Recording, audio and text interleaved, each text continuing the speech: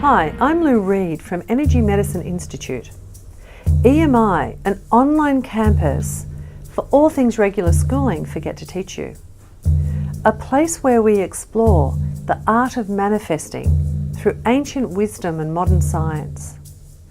You are so much more extraordinary than you were made to believe.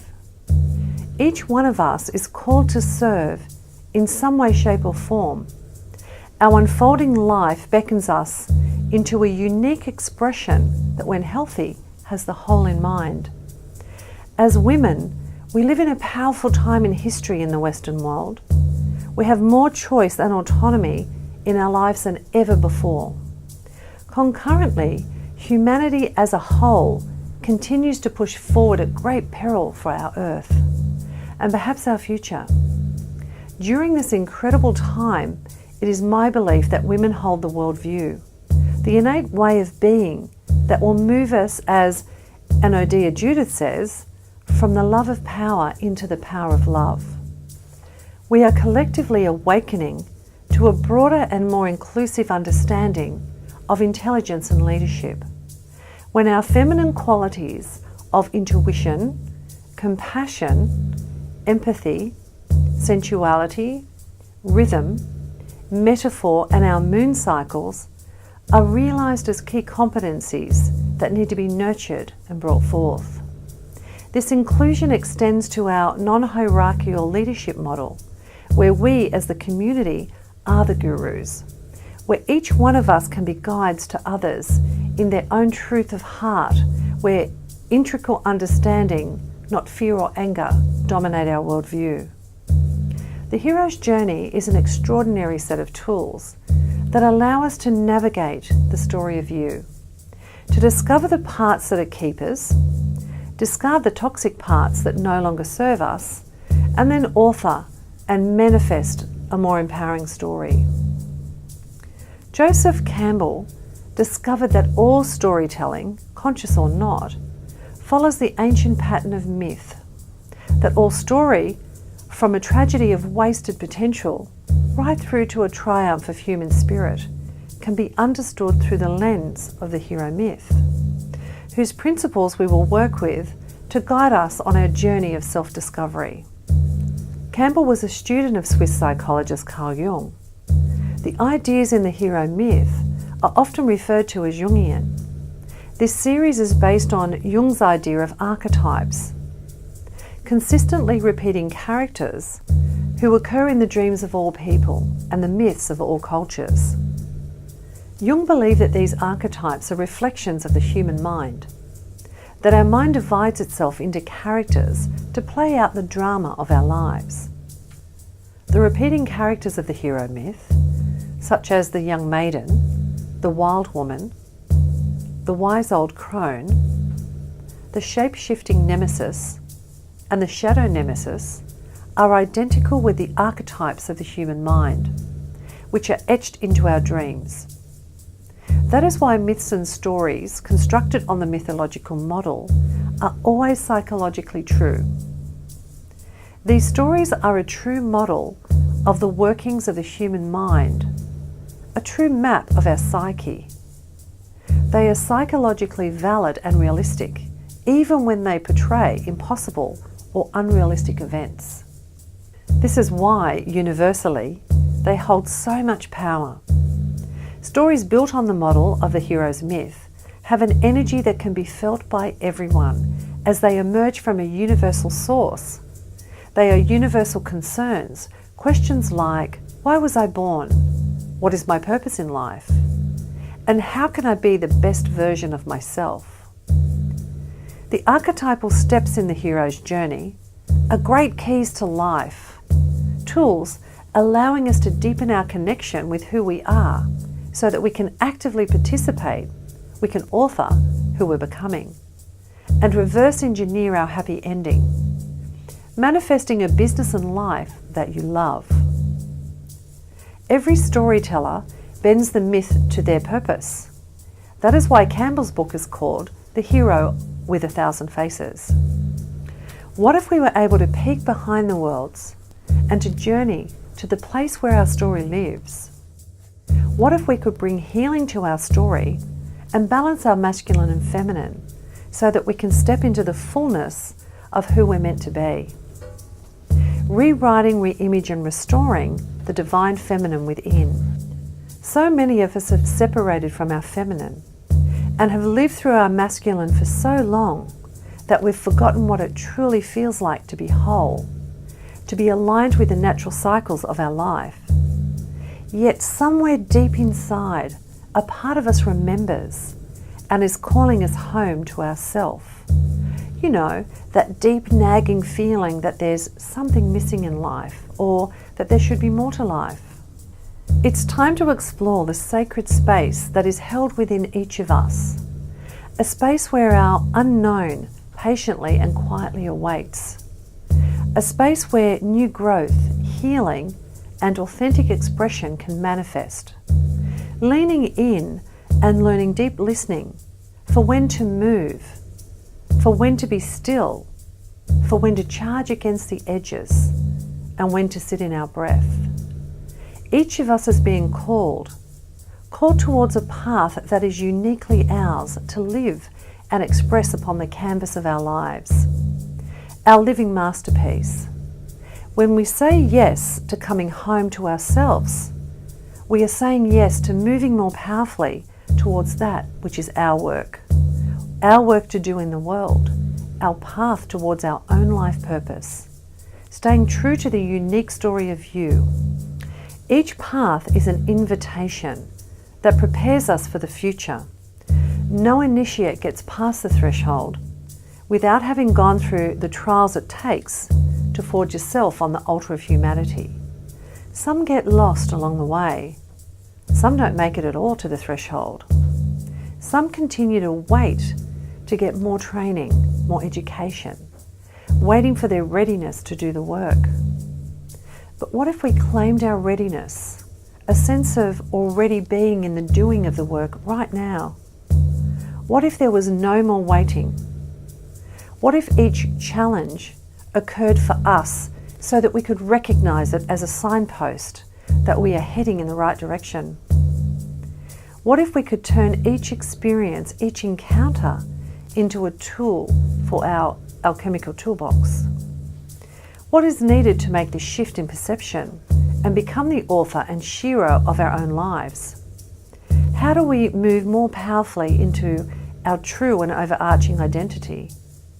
How might we be informed and guided on our path at a whole new level? What would be different if we worked from our own understanding of archetype and story? What if we knew our symbols and totems so that our journey became a quest instead of a day-to-day existence? The only distinction between existing and a quest is our choice. Our choice to call our life a quest. As human beings, we are made of image, form, and creation. The image that we hold of ourselves and who we are informs all of our choices. Our brain references our past memories, informing our thought as we make our decisions. So many of our choices are made from the image we have created from our wounded stories. It's time to move beyond reaction-based behaviour and into a new way of being.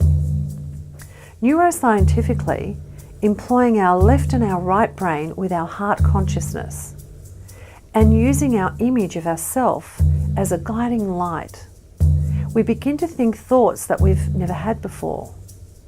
We move into our pure potential and we make choices from who we're becoming. What if we became the hero of our own legend, the maker of our own myth? How would we author our future? How would our personal calling line up collectively with that which is wanted and needed in the world? How would we identify our sacred work in the world? Who would we need to be to become and embody in order to create the future for ourselves, while living inside of the story of who we are now?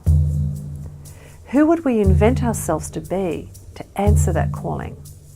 Transforming our embodiment in real time, manifesting a business and life that we love. Who is our wild woman? Well, as the divine feminine awakens on the planet, there is a great surge of all things relating to the wild woman archetype. Everywhere you can find references to her, both in authentic, grounded ways and in ways that are trendy and ego-enhancing. Our wild woman is an archetypal quality of self. We each have an inner wild woman that wants, that needs to be expressed and accessed. It is the one in us who knows how to let things go, to follow her own counsel, to pull back the rug and say, what's that? The one in us who is connected belly to the earth and knows the old stories and the ancient secrets in her bones. The one who knows without fail there is more than meets the eye. She's terrifying to anyone holding power out of integrity, because she holds herself and all her beauty and all her mess, channeling the anger and grief of what has long been repressed. The art of manifesting calls that which is hidden in our darkness to come into the light. It provides tools by which that can occur safely and powerfully. This process reveals what is normally hidden from our conscious mind. Messages from our subconscious mind begin to rise to the surface through image, symbol, and word. Deep within the collective heart of all women, there is a yearning, an unsatisfied hunger, an ache for something more, for something else. A caged restlessness filled with whispers of longing for something lost and forgotten, our divine feminine. Often we don't know who we are or what runs our stories. We can move through life on autopilot, and our connection with our current story of you can be vague. It becomes something that happens to us instead of us happening to life. Creating with intention powerfully reshapes our story and our deeply rooted image of ourselves. This process allows us to encounter our inner guidance system, or our inner wild woman archetype, who then reveals to us our current story. Our wild woman archetype becomes our internal compass, informing us as our creation unfolds from the imaginal realm. The image and storyline that begins to reveal itself onto the pages of our journal is our wild woman archetype manifesting from within our psyche, bringing our hidden information into form through image, symbol, colour, texture, design, and word. Once conscious contact is made with our wild woman archetype, our storytelling begins. Elements of our process are drawn from our subconscious and even our unconscious, revealing information that is only available through acts of intentional creativity. As our journal becomes the medium in which the messages can move from the imagination into actual matter, our journal becomes our sacred container for our journey back to wholeness. As we align the right and left side of our brain with the wisdom of our hearts, through colour, image, symbol, and word, we author the current story of you into our wild woman's myth. Are you ready to discover the healing power of your darkness? Are you aching to unleash your authentic beauty, your wild creative spirit? Then it's time to explore that sacred space that is within each of us, a space where your unknown patiently and quietly awaits. Let's dive in.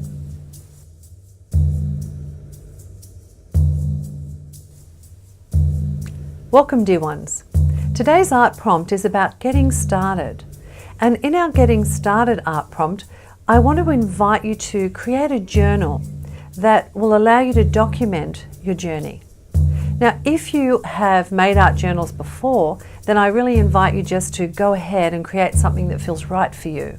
But if you're new to art journaling, then I'm just going to walk you through a few different styles of covers that I create and see if I can't inspire you with something.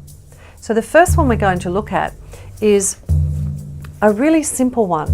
This one here, what I do is I flip through a magazine and I pull out 5 different pages that feel good for me. I really let go of what I want the page to look like and allow my soul to guide me. So I flip through the magazine, pull out 5 pages that speak to me, and then I take those 5 pages and tear parts or cut parts of those pages out and stick them on the cover and just make sure that I cover the whole cover.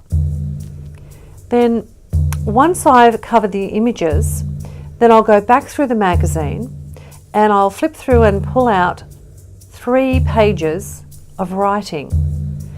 And then I do the same process. So I go through each page and cut or tear out words that jump out at me. And then I randomly glue them over the cover in a place that feels right for me, allowing my soul to guide me through the process. And then once I've completed the cover with word and image, then I take the first page of the journal and I love to just sit with it and see if I can find the hidden messages. So I'll go through and first look at the images and make a note of what the images are saying to me. I look at the images independently and then I go a second round and see what they say when I look at the images and where they're placed and what they're placed next to. And then the third round of writing, I look at the position of the words in relationship to the images and see if there's any hidden messages. So that's just a really simple way if you're new to art and you'd like to explore making an art journal and find your hidden messages. A second option is to take out the first page of your journal and draw a symbol that represents the project or represents your intention for the work that you're about to undertake, and then colour it in some way, shape or form. I love watercolour paints, but you could use textures, acrylic paints, oil paints, whatever feels right for you. And then I simply stick it on the front page of the journal. So that's a second option for you. And a third option, with this journal, I've simply taken a sheet of watercolour paper and done a wash. This project I was exploring my shadow. So for me, my shadow felt blue. So I've taken a navy blue acrylic paint, added some water and done a complete wash. And then when it's dried, I've taken a white Sharpie and drawn images on it that represents the work that I'm doing or my intention. So for me, it was about the night star, the moon, and then dancing with my sisters, calling back my soul bones. So that's another option for you.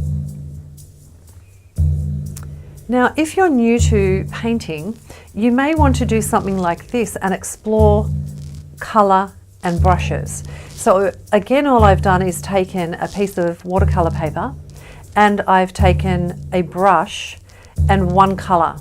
And then I've moved across the canvas and just explored how many different marks I could make with that one brush, with that one colour. So you can see the yellow, I've done some dots and dashes. And then I've changed tools and I've taken a long sponge brush and I've taken the colour navy and then I've just gone over the paper and explored how many different shapes that I could make with the navy. Then I swapped again and I chose green, and that was a roller actually. And then I've just explored how many different marks I could make with the green. So it wasn't about creating an image I could use for a journal. It was simply about exploring colour and texture and image. So that's another option for you.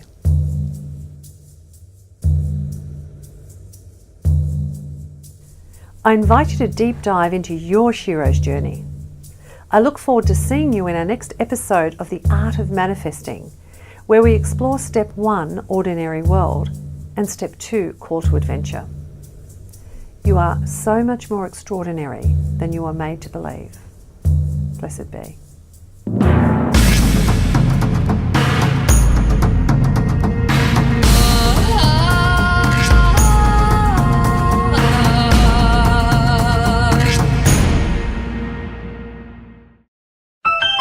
Bye.